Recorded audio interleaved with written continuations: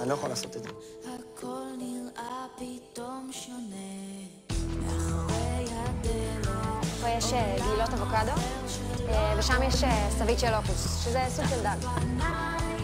אבל זה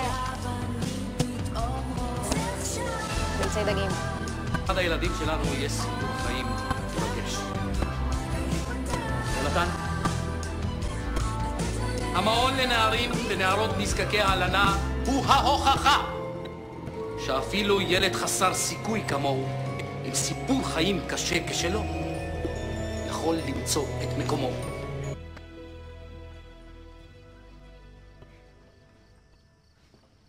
בשבילך.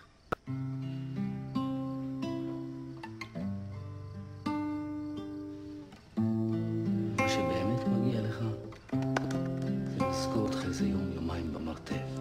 לא מפסיק להתפעל, אוהב אותך בלי שום הבדל.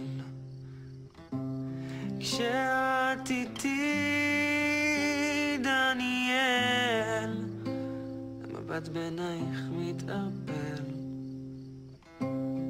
כן.